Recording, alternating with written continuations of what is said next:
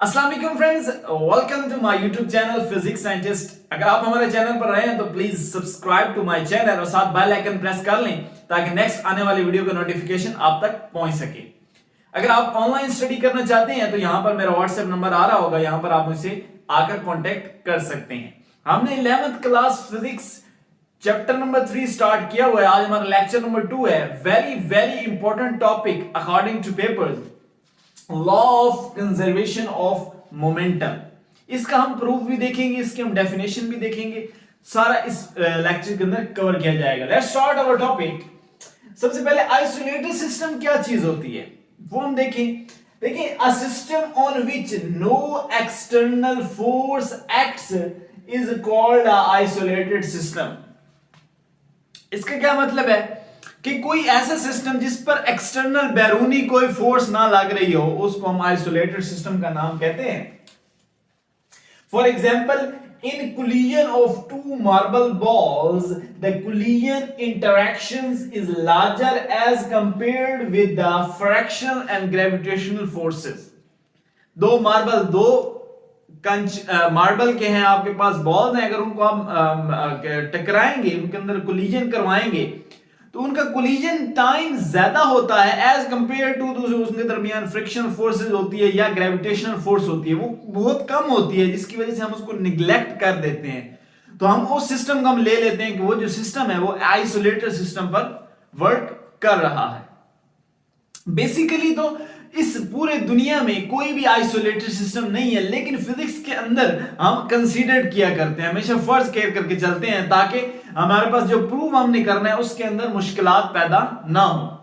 तो ये आपके पास आइसोलेटेड सिस्टम होता है। नेक्स्ट, अगर हम बात करें, इसको हम प्रूव करने की कोशिश करें तो कंजर्वेशन ऑफ मोमेंटम में हमने करना क्या है, हम क्या करेंगे, कंसीडर एन आपने क्या करना है, फर्स्ट कर लेना है, consider an isolated system of two smooth hard interacting balls of mass m1 और m2। आपने क्या कर देना है, m1 मैंने कंसीडर किए वो दो मैसेज आपने कंसीडर कर लेने हैं।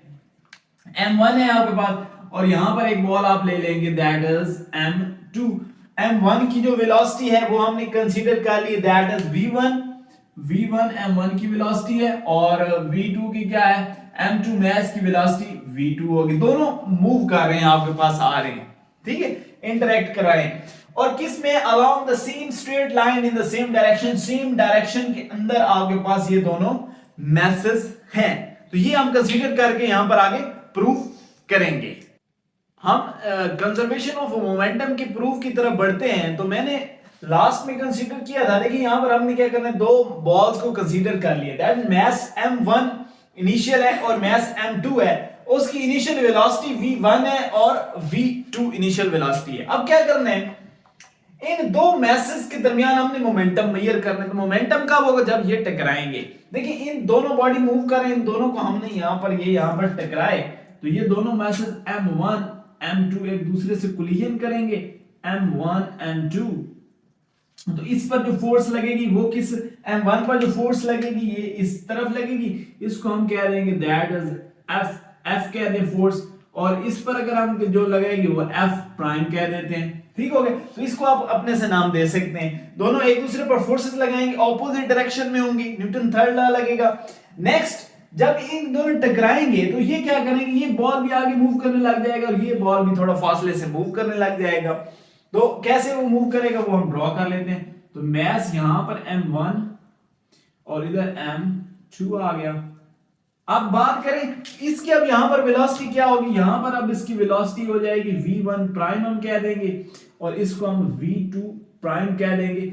This is the final velocity here, और यहां पर इसकी क्या थी, ये इनिशियल वेलोसिटी थी, ठीक है। अब हम प्रूफ की तरफ चलें तो पहले हम बात कर लेते हैं change in momentum for mass m1 के मोमेंटम की बात करें तो इस पर फोर्स लग रही थी f। तो आप यहां पर क्या आ जाएगा formula, f multiply by t is equal to final minus initial. Final में वेलोसिटी उसकी क्या थी, m1 v1 प्राइम माइनस क्या हो जाएगा, आपके पास क्या आ जाएगा, m1 के लिए आप देख रहे हैं तो इधर भी क्या आ जाएगा, m v1 initial velocity, final velocity minus initial velocity, initial momentum हम कर लेंगे तो ये आपके पास ये वैल्यू आ जाएगी। Then change in momentum for mass m2 की बात करें तो ये m2 पड़े, यहां पर इसकी इनिशियल मोमेंटम और ये फाइनल यहां पर पड़े, तो ये भी फार्मूला यही लगेगा। और इस पर क्या है, f प्राइम फोर्स हमने कंसीडर की थी, तो f prime multiply by t हो जाएगा is equal to mv2 prime minus mv2।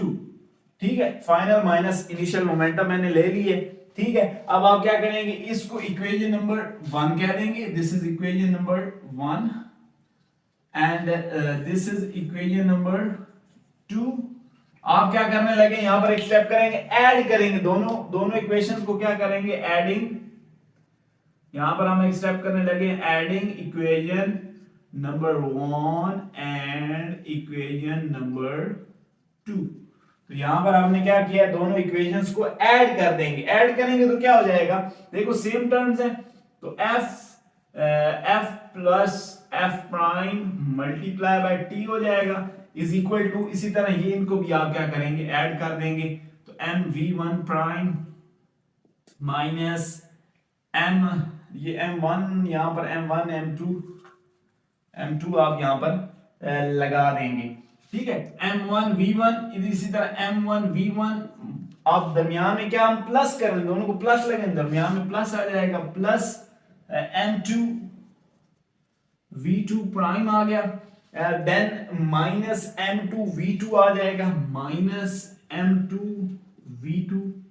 ठीक हो गया।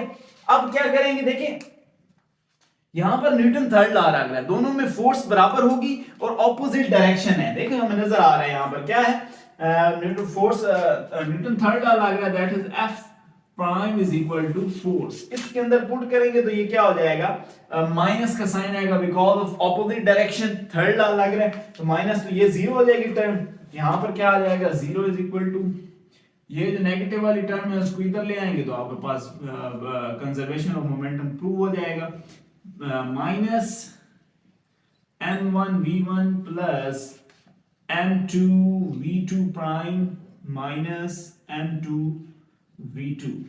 ठीक हो गया। अब ये माइनस वाली टर्म है, यहां पर जीरो आ गया, माइनस वाली टर्म्स को इधर ले आए तो आपके पास लॉ ऑफ कंजर्वेशन प्रूव हो जाएगा, तो ये आ जाएगा m1 v1 plus m2 v2 is equal to m1 v1 prime plus m2 v2। तो यहां पर अब law of conservation of momentum क्या प्रूव हुआ कि हमेशा जो initial momentum is equal to the final momentum is constant. इसमें क्या है, ये कांस्टेंट के बराबर है बिकॉज ऑफ ये दोनों देखें टर्म्स सम क्या है, बराबर जीरो क्या आ रहा है। ठीक है, तो दोनों हमेशा क्या होगा, law of conservation of momentum यहां पर प्रूव हो गया कि initial momentum is equal to final momentum. ठीक हो गया। तो यार हमारे पास law of conservation of momentum prove हो गया, क्योंकि हमने आइसोलेटेड सिस्टम की बात की थी कि आइसोलेटेड सिस्टम में क्या आता है, नो एक्सटर्नल फोर्स, उस पर कोई एक्सटर्नल बैरूनी फोर्स नहीं लग रही होगी, तो उसी को तो हम law of conservation of momentum कहते हैं। तो यहां पर हमने सिंपल दो मैसेज कंसीडर किए, उनके दरमियान हमने उनको कोलिजन करवाया, कोलिजन करवा के क्या उसकी फाइनल वेलोसिटी और फाइनल यहां पर इनिशियल वेलोसिटी थी, कोलिजन होके यहां पर फाइनल वेलोसिटी v1 v2 कह दिया, उसका हमने इक्वेशंस के अंदर ऐड किया, इक्वेशन नंबर 1 इक्वेशन नंबर 2 कह दिया। यहां से आपने क्या कर देना है, दोनों इक्वेशंस को ऐड अप कर लिए, ऐड अप करके मैंने लिख दिया। देन यहां पर अगर आप देखें तो दोनों फोर्सेस बराबर थे, न्यूटन थर्ड लग रहा है और डायरेक्शन का ऑपोजिट है, that is why it is equal to f dash is equal to f minus, आप इसके अंदर पुट कर देंगे, माइनस आ जाएगा तो ये जीरो हो जाएगा। तो यहां पर ये प्रूव हो गया law of conservation of momentum. तो उम्मीद करते हैं आपको वीडियो पसंद आई होगी। अगर आपको वीडियो पसंद आई तो please like and subscribe to my channel, और अगर आप ऑनलाइन स्टडी करना चाहते हैं तो यहां पर मेरा व्हाट्सएप नंबर आ रहा होगा, आप यहां पर मुझसे कांटेक्ट कर सकते हैं। मिलते हैं नेक्स्ट वीडियो में, तब तक के लिए अल्लाह हाफिज।